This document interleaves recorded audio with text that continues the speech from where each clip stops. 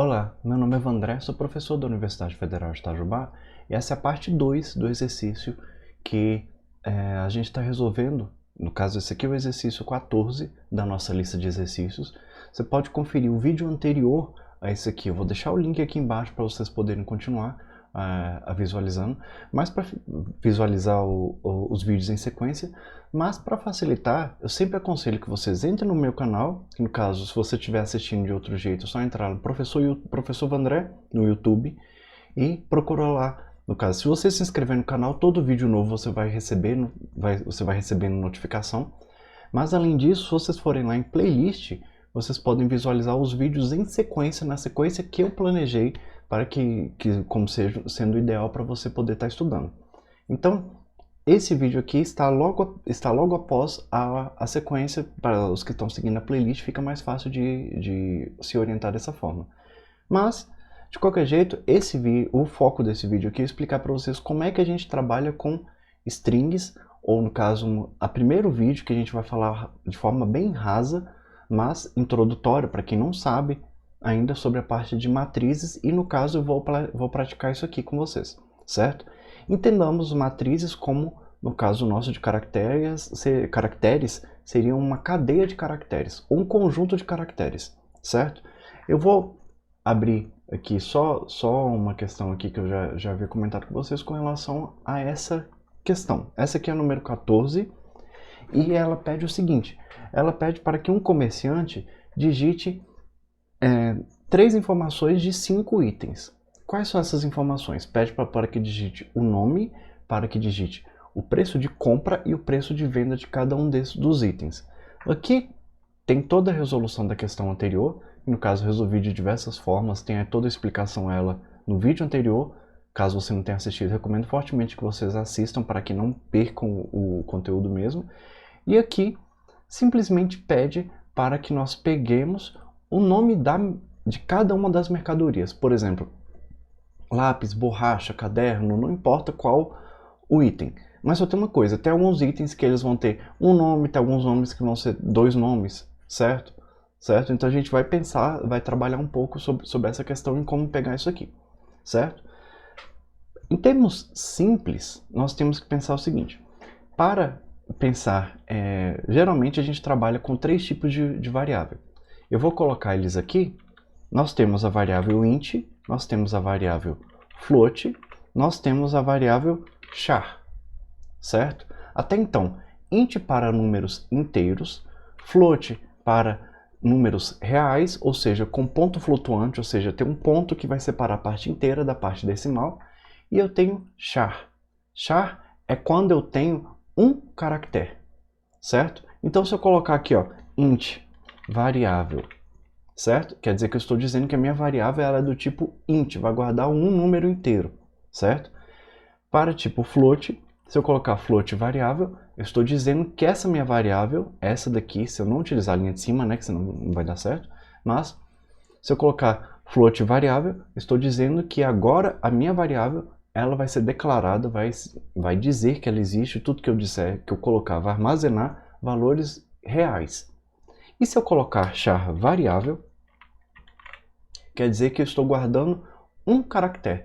Mas o que é um caractere? Um caractere é algo que você digita no teclado, certo? Uma vez, você aperta uma vez no teclado, qualquer um desses botões aí que tem no teclado, exceto Ctrl, Shift, que na verdade são tanto variáveis de comando ou de alteração, certo? De caracteres, por exemplo, se eu segurar Shift e apertar o A, eu vou deixar o A maiúsculo. Mas só o Shift sozinho, em teoria, no caso, já que a gente estaria no prompt de comando, ele não faz nada. Mas, por exemplo, isso aqui é um caractere. Outro caractere, isso é um caractere. Outro caractere, hífen, no caso, é um caractere também. Outro caractere, no caso, é apóstrofe, é um caractere só. Outro caractere, C cedilha. Tudo isso são caracteres. Sabendo o seguinte, existem caracteres acentuados, há caracteres que não são acentuados, tudo isso é contemplado dentro do char.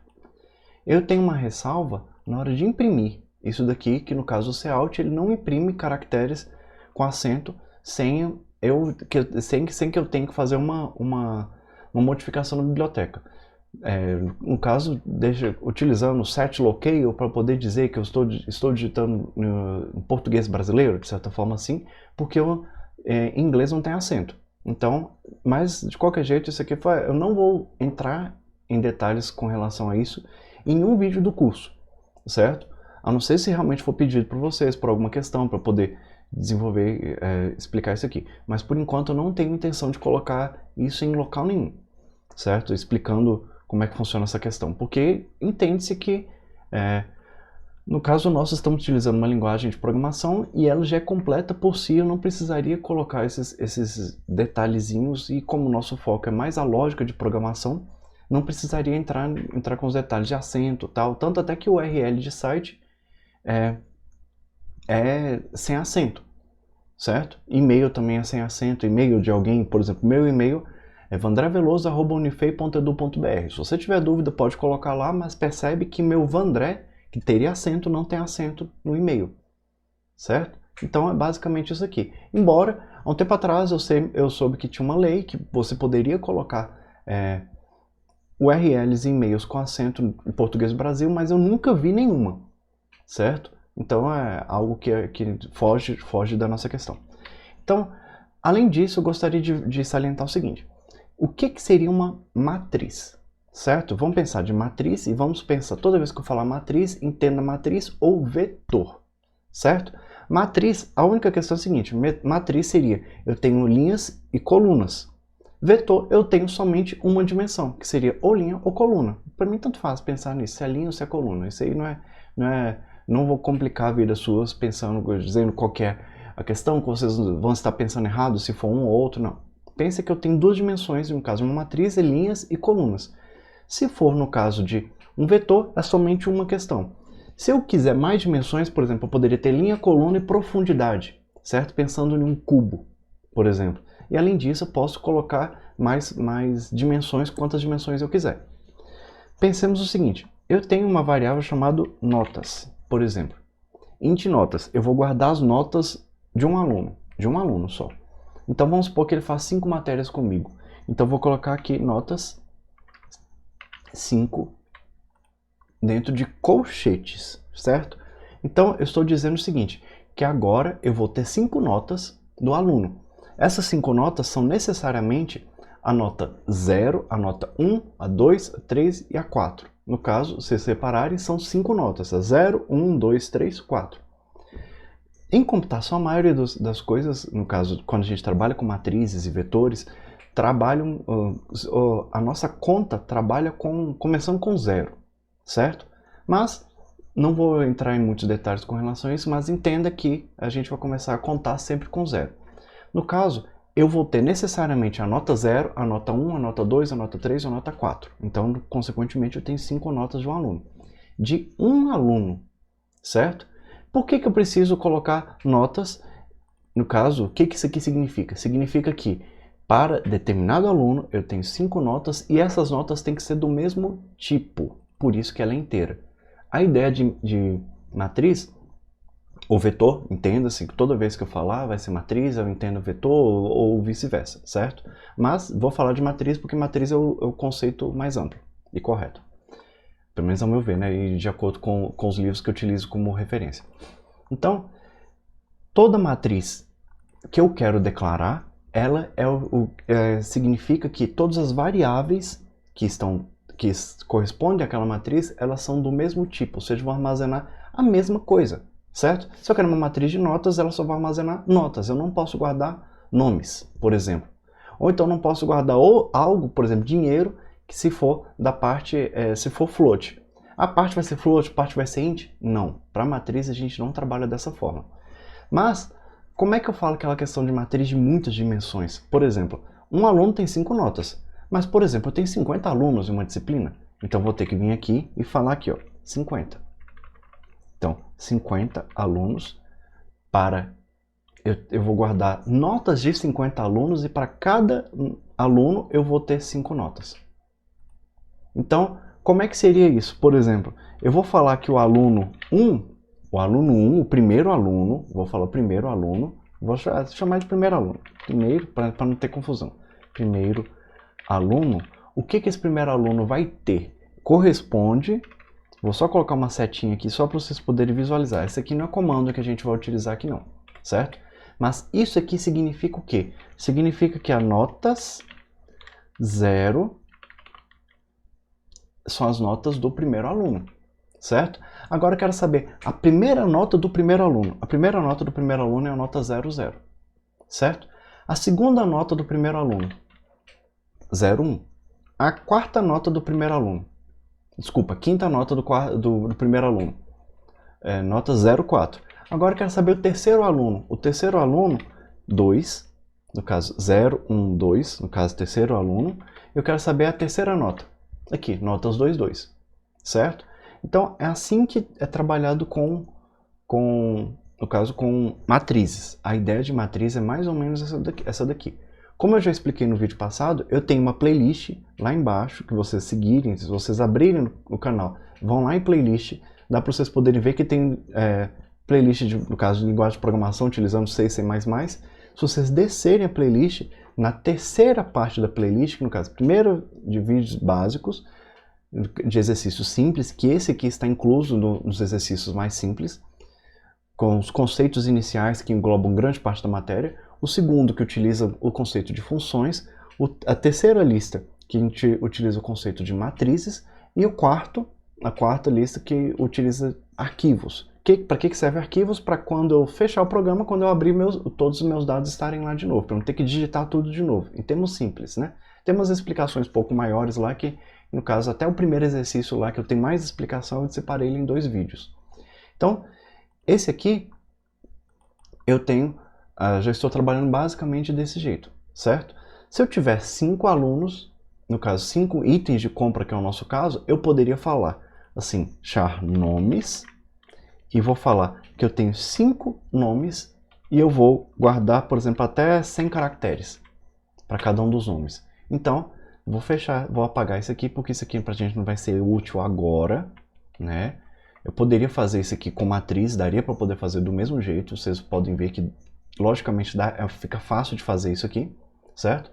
Mas, char nome 5, 100, dá para poder dizer o seguinte, que eu estou guardando 5 nomes, no caso o nome 0 até o nome 4, olha só, o nome 0 até o nome 4, ou seja, 5 nomes. E cada um dos nomes de mercadoria vai caber até 100 caracteres, certo? Caracteres conta espaço também e conta o último caractere, certo? Que seria como se fosse, na verdade, 99 caracteres, certo? Porque o último caractere é o caractere que ele é um /n para poder dizer, ó, acabou meu caractere, acabou a minha palavra, certo? Que pode ser uma palavra ou pode ser uma frase no nosso caso aqui, certo? Qual o tamanho que eu posso colocar aqui? O tamanho que eu achar interessante, certo? No caso, o nome de um item de compra eu vou deixar 100 porque eu acho que é um pouco lógico com relação a isso aqui. Mas eu não vou trabalhar com matrizes de nomes aqui, eu vou trabalhar com uma matriz para cada nome, para não complicar a vida.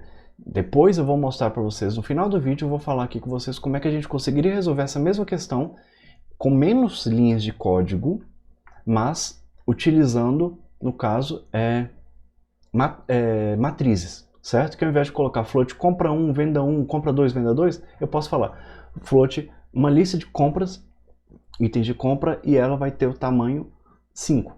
Itens de venda de tamanho 5, que aí meu programa fica dinâmico, de forma que se eu quiser aumentar a quantidade de itens vendidos ou comprados, no caso, eu primeiro preciso comprar, depois eu vender, no caso como comerciante, eu preciso somente alterar uma variável de um local e o restante vai funcionar. Não preciso acrescentar mais linhas, acrescentar mais variáveis aqui nesse caso, nesse float, não preciso fazer nada disso daqui. Então, voltando aqui, eu vou fazer nomes, eu vou falar, no caso nome, eu vou chamar no mesmo estilo, nome 1 de tamanho 100. Eu vou fazer a mesma coisa aqui, ó, nome 2, também de tamanho 100, nome 3 de tamanho 100, nome 4 de tamanho 100 e nome 5 de tamanho 100, certo? Eu separei, eu disse que eu tenho agora 5 nomes, cada um dos nomes estão aqui, e eles vão guardar cada um deles até 100 caracteres, 100 letras, contando espaço, seja lá como for. Agora, como é que eu pego um nome? Até então, o comando que a gente utilizou para poder pegar alguma coisa é o cin, certo? Eu vou colocar aqui o cin nome1. Funciona? Funciona, mas não funciona do jeito que talvez vocês achem que funcionaria, certo? Por quê? A questão é a seguinte, não sei se vocês lembram, ou se vocês quiserem, se vocês não tiverem visto, retornem ao vídeo anterior, por causa que lá eu falei o seguinte, a primeira vez que eu rodei o programa, eu coloquei lá, por exemplo, o lucro. Eu falei que a mercadoria custava 1 e eu vendi por 2, certo? Sempre apertando o Enter. 1, 2, fazendo assim. Outra opção que eu tenho é colocar 1 espaço 2, certo? Por que que eu posso utilizar o espaço? Porque o cin, cada vez que eu utilizo esse comando maior, ele fica esperando ou Enter ou espaço para eu poder falar o seguinte. Se eu colocar 1, Enter 2, o primeiro eu vou guardar, compra 1 eu vou guardar 1 e venda 1 eu vou guardar o 2. Já se eu colocar 1 espaço 2 utilizando o cin, eu estou dizendo o seguinte, que compra 1 vai receber 1 e venda 1 vai receber 2. Embora eu só tenha colocado o espaço, eu coloquei espaço e aqui no final dei um Enter, necessariamente eu já estou atribuindo para os dois itens. Eu posso colocar 20, posso colocar 100, ainda assim ele só vai separar os itens por espaço. Ok, mas por exemplo, se eu quisesse como o nome do item do comerciante seja, por exemplo, giz de cera, vocês entendem qual que vai ser o problema? Por quê? Se eu colocar aqui, ó, cin, e eu vou digitar giz de cera, na hora que eu escrever giz, eu vou dar um espaço e vou escrever d. O d é o quê? D já vai pular para outra variável porque eu já vou utilizar o cin. Cin já vai separar, considera os espaços como separação de variáveis. No caso nosso, não convém, por exemplo, eu digitar giz de cera e guardar em 3 itens, certo? Porque o meu nome do item é um só. Então, nesse caso, o cin não é o ideal, certo? Vou mostrar para vocês como é que seria a questão do cin aqui. Não vai ter problema, eu vou rodar aqui e vocês vão ver o que vai acontecer. Então vamos ver primeiro aqui o que vai acontecer. Eu vou colocar lá, digite os nomes, valores de compra e venda de cada uma das mercadorias. Eu vou escrever aqui, ó, lápis.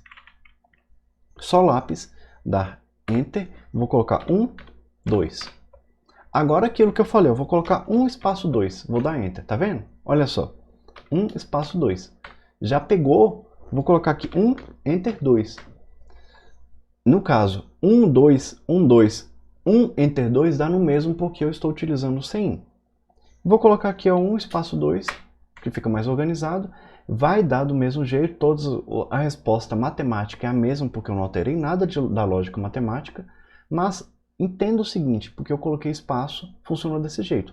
Mas se eu colocar aqui, por exemplo, o primeiro item é giz de cera. Olha só o que foi que aconteceu. Não deu certo. Por quê? Ele já não captou todas as variáveis como deveria, porque ele levou em consideração giz de cera, peraí, deu espaço, então a palavra giz foi armazenada corretamente. Mas o de cera, ele não tem o que armazenar por causa que na verdade o que aconteceu? Ele tinha que pegar um número, e ele não pegou o número. Ele ficou aguardando eu digitar um número e eu não digitei número, eu digitei uma letra. Então já deu uma confusão lá. Para resolver isso, eu preciso utilizar uma outra coisa. Primeiro, eu preciso colocar uma biblioteca nova aqui, certo? Que seria esse include, que é a primeira vez que a gente vai trabalhar com esse include aqui. E no caso, eu vou trabalhar com o include, que é esse aqui, ó, stdio.h. Quando eu coloco esse .h, quer dizer que é uma biblioteca do C puro, não é do C++. Esse aqui, IOStream, é uma biblioteca do C++ que permite que eu utilize cin e cout, certo? Em termos simples. O stdio.h, ele permite que eu utilize um outro comando, que é esse comando que vai ser o interessante para a gente. Eu vou colocar esse comando aqui, que no caso é o gets. Gets nome1. Olha só que interessante. Só fiz isso, só alterei. Antes estava escrito o quê? Vou colocar aqui, cin nome 1. E vou deixar esse item aqui como comentário para que vocês comparem um com o outro. O primeiro com o segundo. Cin nome 1 e gets nome 1. Vou mandar rodar aqui e vamos ver o que vai acontecer. Vou colocar agora lápis do mesmo jeito, eu vou colocar 1 espaço 2, 1 espaço 2, 1 espaço 2, 1 espaço 2, 1 espaço 2. Está funcionando do mesmo jeito, o resultado foi o mesmo. Agora eu vou escrever aqui, ó, giz de cera. Olha só, já não deu erro. Vou colocar 1 espaço 2, 1 espaço 2, 1 espaço 2, 1 espaço 2, 1 espaço 2. Pronto, funcionou do mesmo jeito. Então vocês percebem que ele levou em consideração a palavra giz de cera mesmo. Mas como é que eu sei se levou em consideração a palavra giz de cera? Certo? Então posso vir aqui e escrever aqui, ó. A mercadoria 1 foi nome 1.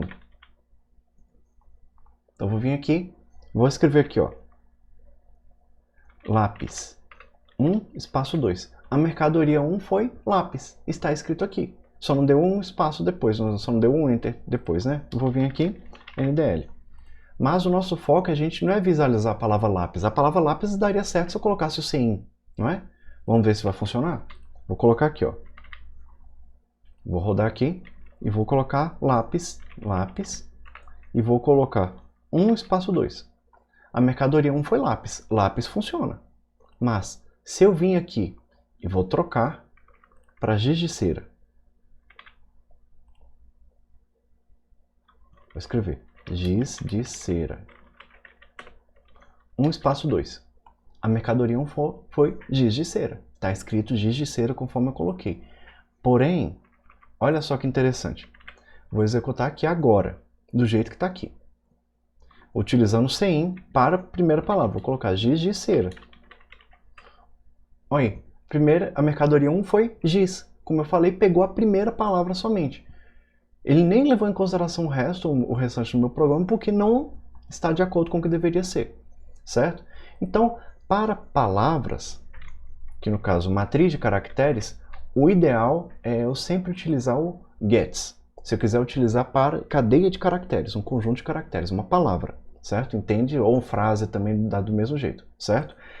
Se eu souber que as minhas palavras são todas as minhas frases, os meus itens, são somente com uma palavra só, eu posso utilizar o CIN? Posso.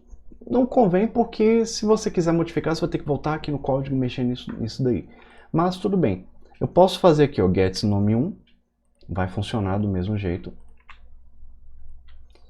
Vou vir aqui, gets nome 2, e vou fazer a mesma coisa com os outros itens de compra. Gets nome 3,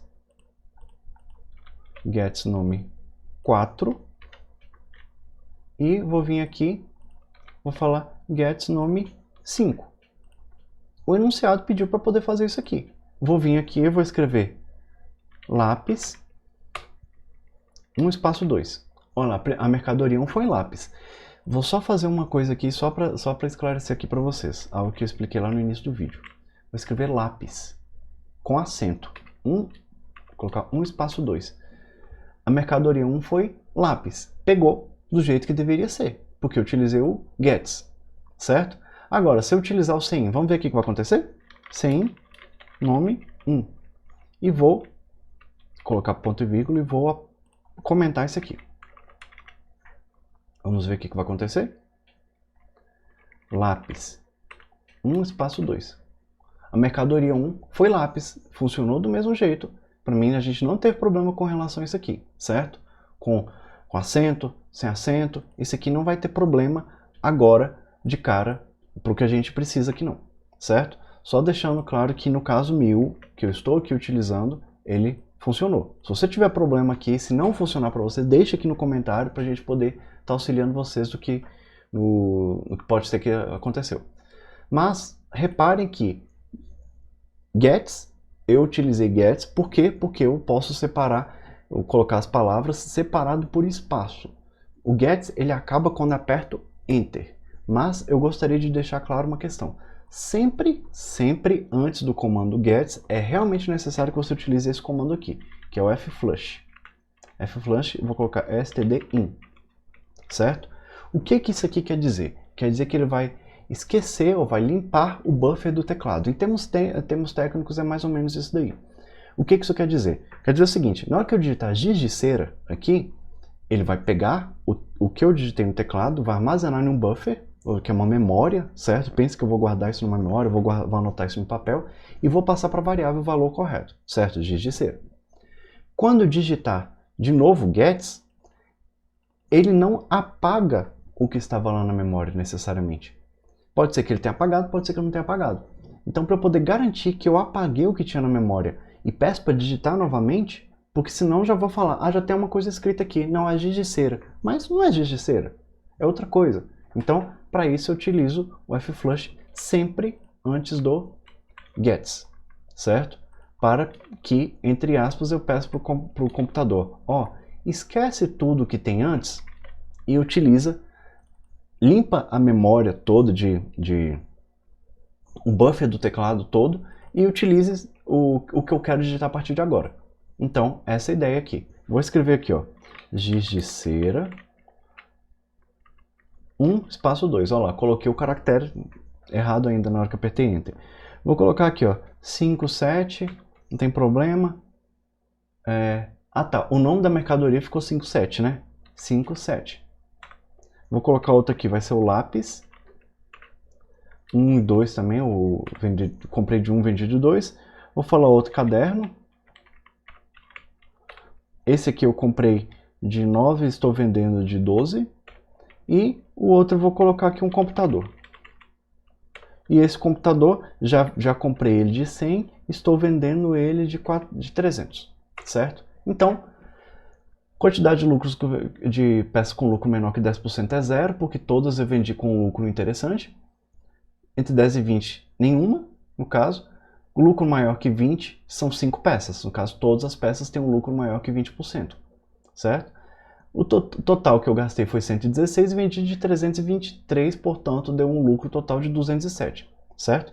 Eu não utilizei o nome das variáveis para nada. Eu poderia modificar esse programa, até aconselho para a gente poder fazer como exercício. Não vou fazer isso aqui no vídeo, senão já vai estender demais. Esse aqui já é o segundo vídeo resolvendo essa questão, mas eu aconselho vocês a fazerem o seguinte: uma vez que vocês pararam nesse ponto, aqui, utilizando esse exercício aqui, modifique essa questão. Não precisa trabalhar com matriz nem nada assim do tipo, mas até levando em consideração a questão anterior que eu resolvi, que é a questão número 13, que vocês podem ver aqui na playlist. Modificar essa questão para poder falar qual o nome da mercadoria que tem maior lucro. Certo? Porque se eu já sei qual que é o preço de venda e o preço de compra, qual das mercadorias tem o maior lucro? Ou seja, no caso que eu acabei de digitar foi o computador, ela teve lucro de R$200, certo? Mas o maior lucro, aí cabe a vocês pensarem em porcentagem ou lucro real, certo? Se é interessante o lucro real, é o preço de compra menos o preço de venda menos o preço de compra, certo? Se você quer em porcentagem, é aquela mesma regra que eu coloquei aqui embaixo, que está aqui, o preço de venda menos o preço de compra, e de acordo com a porcentagem no valor de compra, certo? Se for maior, qual maior, ou simplesmente levando em consideração aqui, dividido pelo valor de compra, aí você tem uma noção da porcentagem, certo? Então é basicamente isso aqui. Eu não vou me estender mais, porque já passei do tempo da média dos vídeos nossos aqui. Peço que você se inscreva no canal se vocês acharem esse vídeo interessante, clique no gostei, para incentivar para que esse vídeo chegue a mais pessoas e outros vídeos do mesmo tipo sejam produzidos.